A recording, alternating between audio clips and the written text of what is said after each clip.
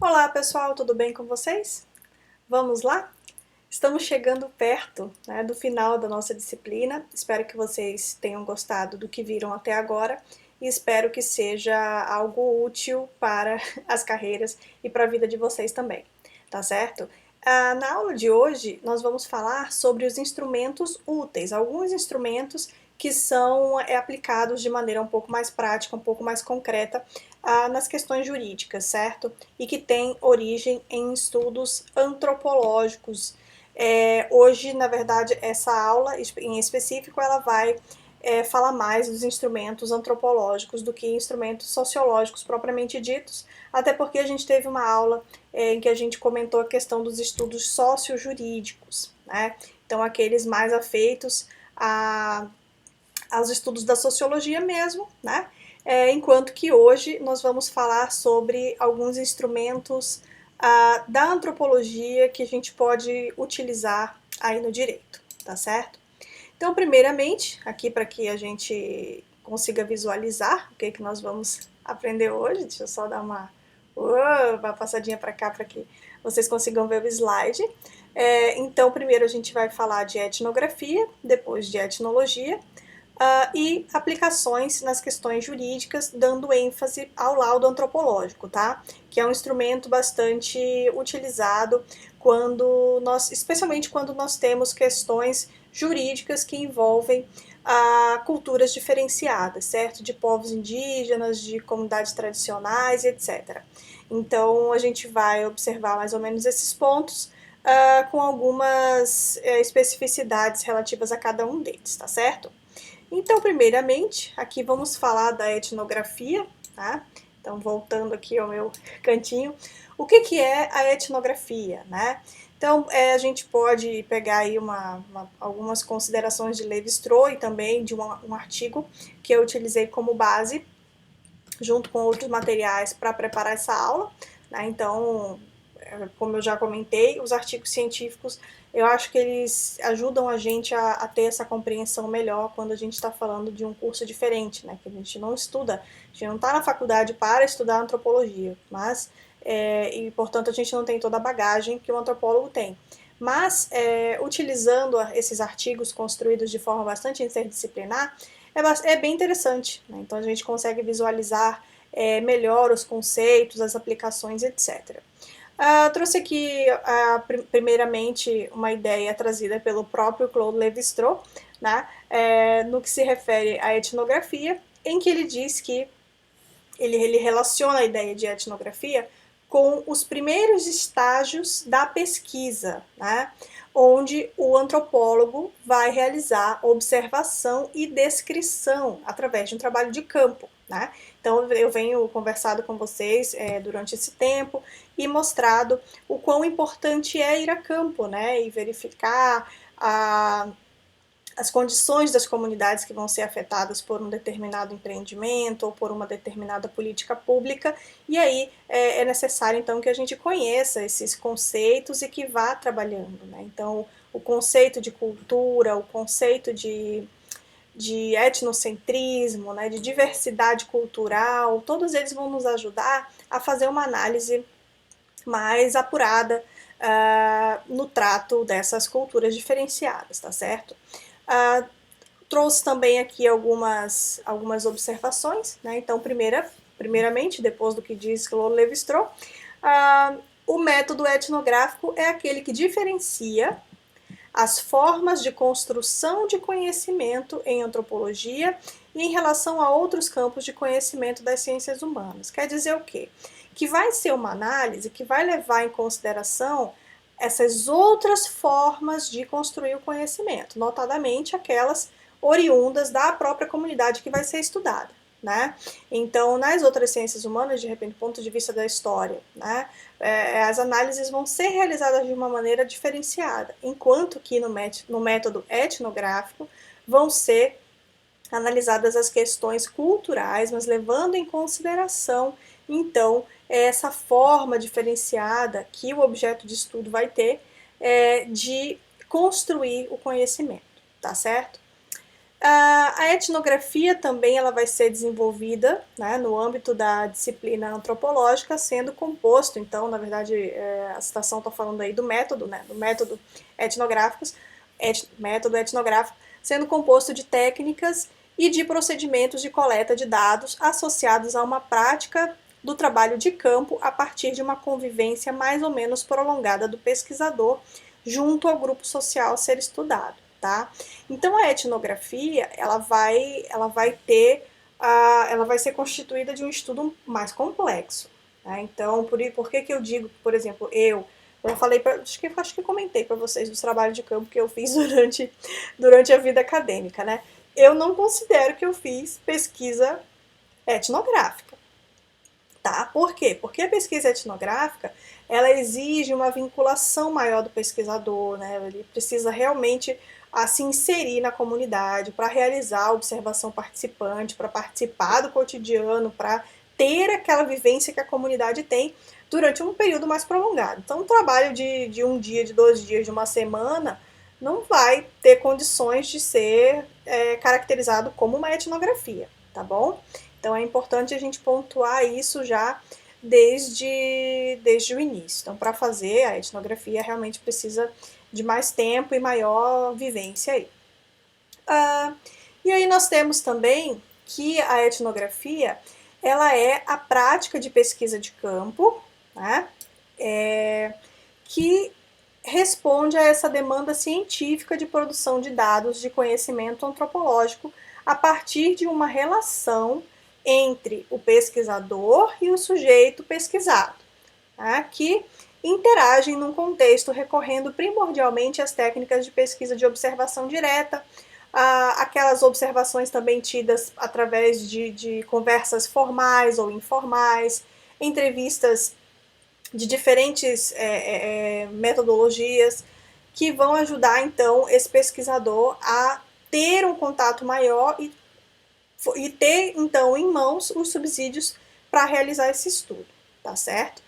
Então essa prática ela vai depender dessa relação. Por isso que eu digo para vocês que um estudo etnográfico ele é algo bem mais complexo e ele exige a vivência diária no cotidiano, certo?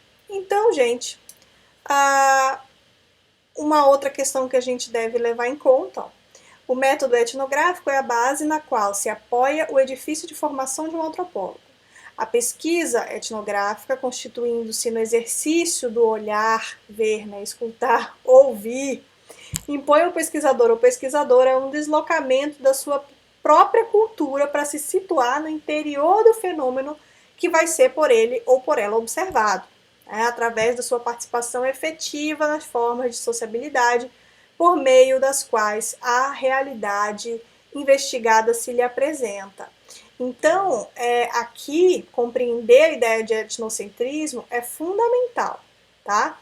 Até mesmo para que seja possível, então, uma leitura o que seja o mínimo possível dotada de preconceito ou de pré-julgamentos, né?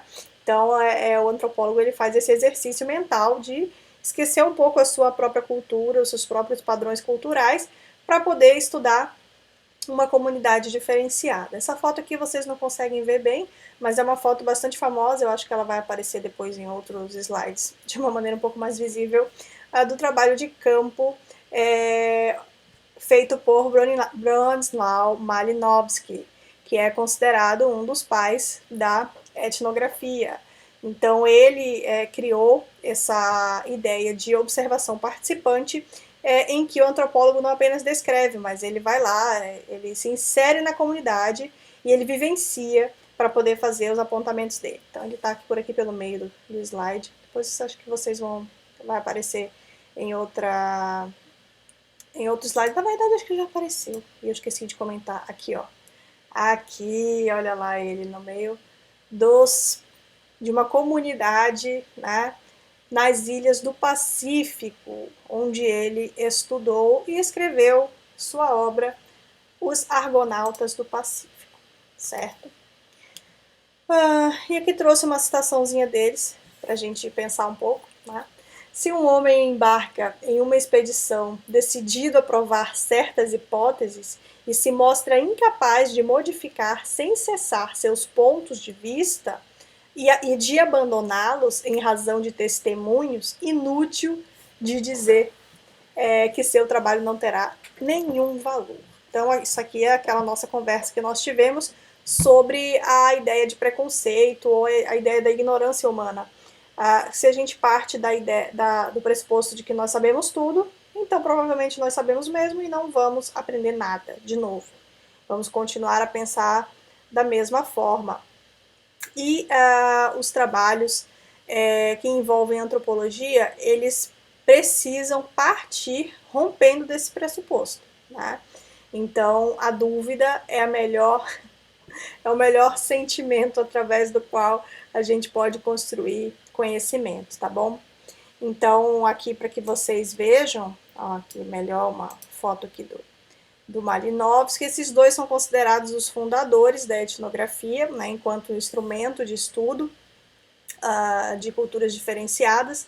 Então nós temos aí Bronislaw Malinowski com a obra Argonautas do Pacífico e Franz Boas com a obra também A Alma Primitiva. Então pode ver, né? A foto do Franz Boas é muito bacana, muito interessante, que mostra que os antropólogos realmente são pessoas fora da casinha, né? São pessoas aí bem diferentonas, desapegadas, descoladas, né, que se propõem a estudar diferentes culturas. E muitas vezes tem seu trabalho tão sem o reconhecimento devido, não é verdade? A gente devia dar mais atenção aos antropólogos e ler mais os antropólogos também. Então, Rocha e Eckert, desse artigo que eu comentei com vocês, que vou deixar disponível também, ele diz que a etnografia ela obedece a alguns procedimentos. Então, primeiramente, há o levantamento de dados de pesquisa probabilística, né? Então há um levantamento inicial acerca das possibilidades, né, das probabilidades acerca do que vai ser efetivamente estudado, né, nesse estudo etnográfico. Depois disso, se pretende, então, uma pesquisa quantitativa, que daí dá conta de trazer dados sobre demografia, sobre morfologia, sobre geografia, genealogia, etc. Tudo que for contabilizado, digamos assim, em números ou em dados mais objetivos, a gente está falando de pesquisa quantitativa. Quando a gente falar de pesquisa qualitativa, nós estamos falando daquelas relacionadas a que tem algum trabalho intelectual maior do que simplesmente uma observação direta. Então, são observações subjetivas, que demandam um pouco mais de intelecto, né, de trabalho intelectual mesmo. Okay? E por fim, nós temos aqui a observação direta, que é justamente esse contato mais próximo do antropólogo com as comunidades a serem estudadas, com uma determinada sociedade e etc. Então, dentro dessa observação direta, ainda existem várias formas de fazer. Então, assim, só estou dando um prelúdio para vocês do que é o trabalho do antropólogo, né, que é bastante complexo. Então, primeiramente, tem as saídas exploratórias, onde ele vai fazer um primeiro contato com a comunidade a ser estudada, né? Então, vai lá, vai conversar, mas sem muita formalidade. E depois tem a permanência dele na comunidade, né? E a manutenção de uma interação. Então, a saída exploratória seria basicamente o que eu fiz nas minhas pesquisas, né? Vir lá, visitar uma comunidade, conversar, aplicar um questionário, verificar ali qual que é o ânimo, qual que é a visão das pessoas sobre um determinado assunto. Mas se eu não fico lá, morando um tempo com eles, eu não vou ter uma visão completa daquela vivência, né? do que aquela comunidade vivencia todo dia. E o antropólogo, ele faz isso, tá? Ele vai, ele mora, né, fica vivendo meses ao junto da comunidade. E é um trabalho, assim, bastante interessante. Eu tenho certeza que se vocês tiverem, quem tiver curiosidade de ler um dia uma etnografia ou algum trabalho feito por antropólogo, eu tenho certeza que vai ser algo bastante interessante, uma experiência bastante rica nesse sentido. Tá certo? Então, esses seriam as etapas da etnografia. E depois de tudo isso, né, claro que o antropólogo vai precisar sentar e sistematizar todo o conhecimento.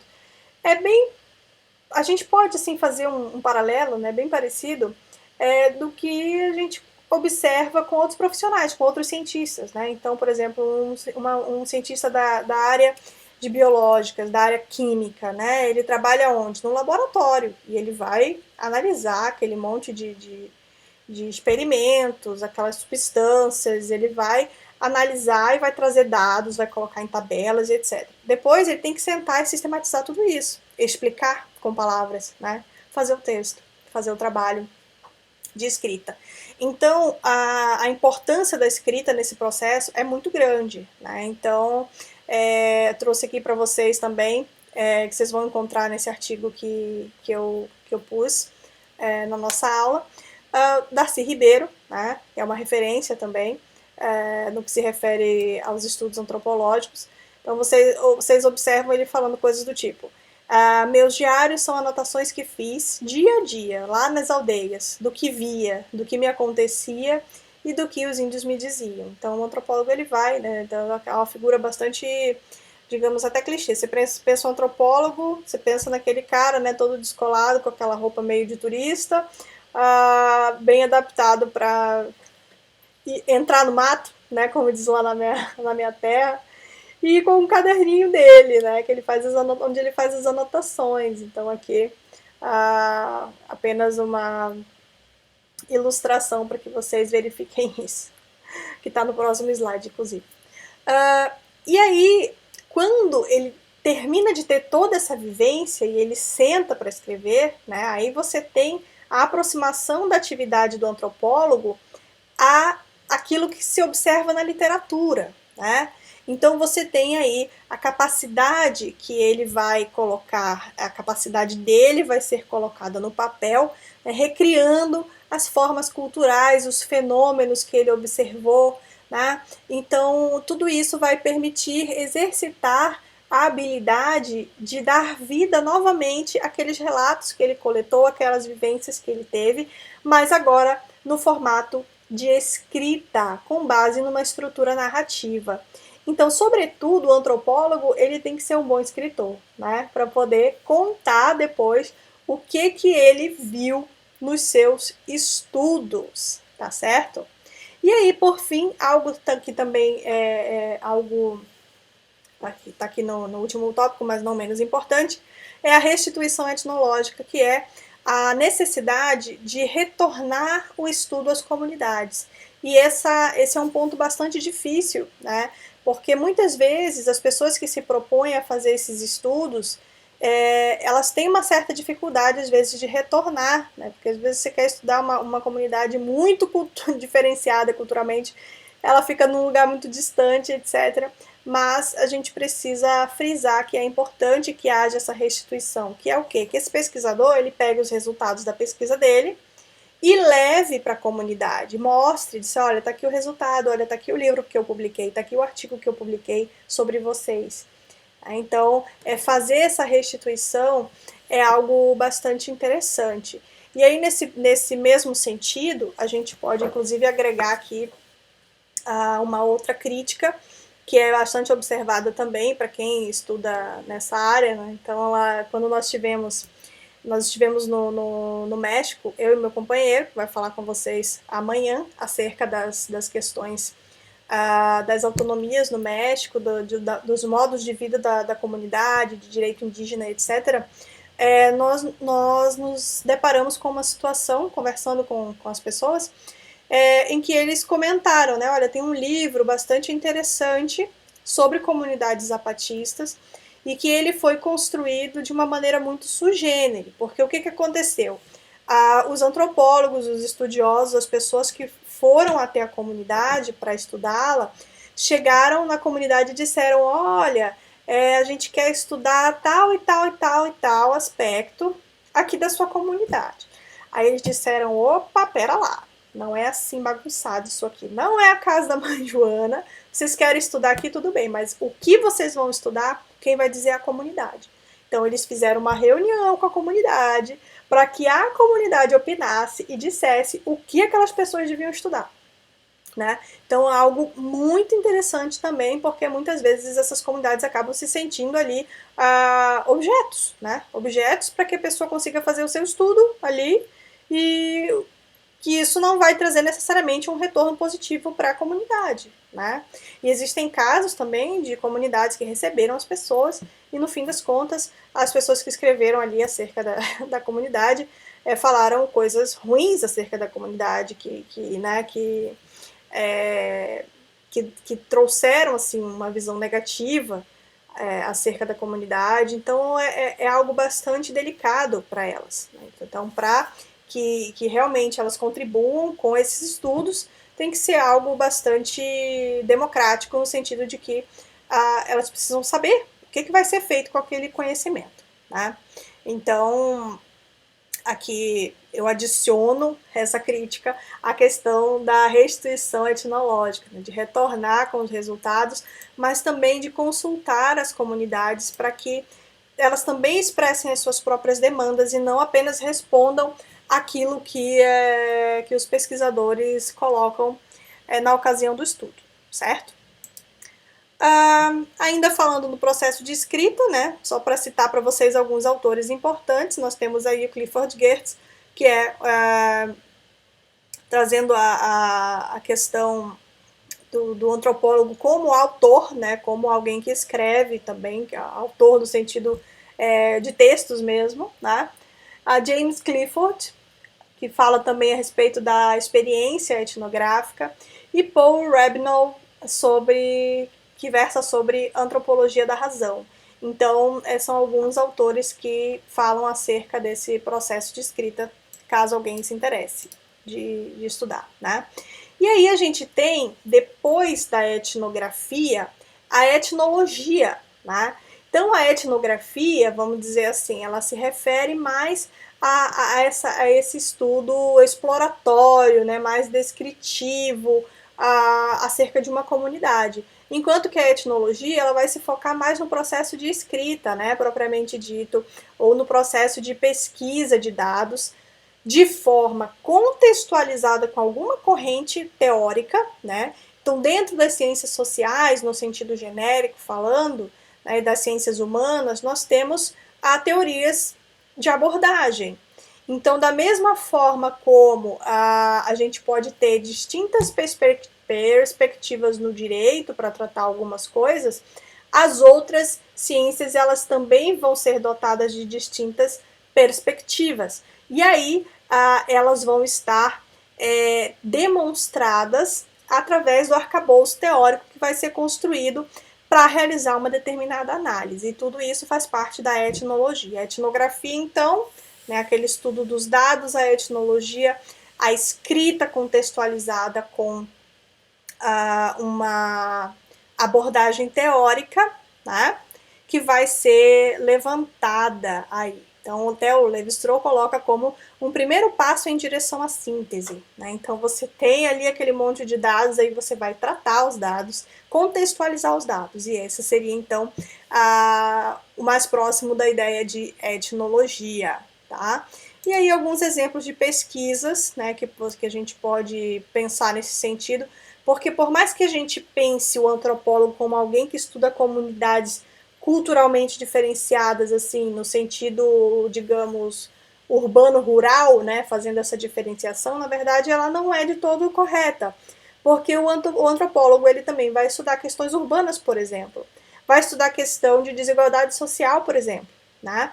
Então, se a gente observa aí, até coloquei essa foto de Paraisópolis, né, que é bem famosa, para que a gente pense onde vai estar localizado o trabalho do antropólogo. Então, ao mesmo tempo que ele pode se inserir numa comunidade indígena, de uma aldeia isolada, por exemplo, que não tem contato com outra cultura, ele pode se inserir numa favela, numa comunidade, em algum centro de, sei lá, de convivência qualquer, né, num bairro também pode ser o ambiente para se constituir um estudo etnográfico, né, e etnológico. Então, quais pesquisas podem sair daqui? Exemplos, né? Então, pesquisas sobre grupos religiosos, porque eles têm um aspecto cultural forte, importante, né?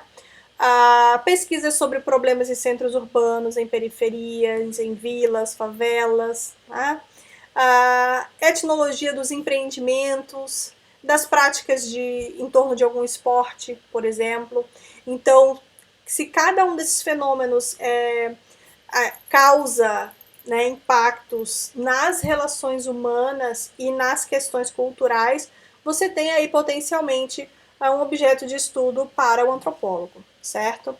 E aí, ao final, né, pegando aí a ideia do próprio Lévi-Strauss, né, fazendo essa linha de construção de conhecimento, né, começa na etnografia, passa pela etnologia, até chegar na antropologia enquanto instrumento, ele coloca então que é uma segunda e última etapa de síntese, tomando por base as conclusões obtidas anteriormente na etnografia e na etnologia. Então, essa antropologia enquanto instrumento seria aquela forma pela qual vão ser sistematizados os conhecimentos levantados e construídas, então, novas realidades. Então, lembra quando nós falamos de estudos de comunidade? O estudo de comunidade, a grande diferença com relação a esses instrumentos, né, de etnografia e etnologia, é justamente isso, essa falta de contextualização científica do ponto de vista de uma teoria ou de uma contextualização histórica. Então a gente viu que lá no estudo de comunidade é um estudo, digamos, um pouco mais cru, um pouco mais centrado na comunidade, sem pretensões maiores de levar essa análise a um outro patamar, né? Então a gente observou isso ontem e hoje então a gente fecha a análise dos instrumentos úteis para a antropologia e para a sociologia jurídica, pensando na etnografia, na etnologia e agora na questão do laudo antropológico, tá? Então, se um dia vocês forem estudar alguma questão relacionada, por exemplo, ao processo de demarcação dos povos das terras dos povos indígenas, vocês vão perceber que um dos requisitos exigidos pela legislação brasileira é o laudo antropológico, que é feito por um antropólogo, né, da FUNAI. Então, a gente tem antropólogos na FUNAI, que são servidores de carreira, e que eles vão ser os responsáveis por fazer o levantamento de uma determinada comunidade indígena para verificar se essa comunidade preenche os requisitos e se ela é realmente considerada uma comunidade indígena, né, para fins das questões jurídicas. O que é até assim um contrassenso quando você pensa que a cultura, né, ela é algo que precisa ser bastante, claro, estudada e contextualizada, porém é algo também bastante autodeclaratório. Inclusive a própria ideia, né, a consideração de uma pessoa como pertencente a uma etnia indígena, ela se baseia no Brasil na autodeclaração. Mas para o direito, infelizmente, essa voz ela não é suficiente. Então, a legislação ela exige que um profissional habilitado, né, com diploma universitário, com capacidade técnica de fazer esse estudo, faça o estudo, então, e reduza a termo essas informações que vão dizer se essa comunidade é uma comunidade indígena, se ela é uma comunidade quilombola, se ela tem traços de outras comunidades tradicionais, por exemplo, né? Então, é algo bastante interessante. Então, se a gente pensar o que é o laudo antropológico, né? Então, seria a pesquisa, o exame, a verificação acerca da verdade ou da realidade de certos fatos, quando a prova de tais fatos depender do conhecimento técnico ou científico, né? Feita por um profissional universitário que tenha conhecimento na área de especialidade da matéria, né? Nesse caso é o antropólogo mesmo, mas pode ser, depende da situação. Não necessariamente o laudo antropológico ele tem que ser feito por antropólogos, mas ele tem que ser feito utilizando métodos da antropologia, e aí notadamente a gente tem o destaque da etnografia, e da etnologia. E é destinada a assistir o juiz, ajudar o juiz no esclarecimento da matéria de fato, contribuindo para o processo decisório.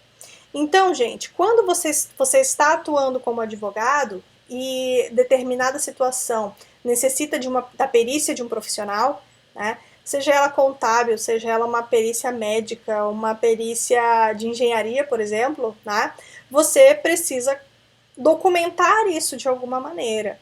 E com relação às demandas dos povos indígenas, de comunidades tradicionais e outras, qualquer comunidade culturalmente diferenciada, nós temos então a importância desse laudo antropológico na defesa dos direitos. Tá? Então eu vou deixar para vocês um texto também bastante interessante sobre essa questão do uso do laudo antropológico na defesa dos direitos dos povos indígenas. Tá?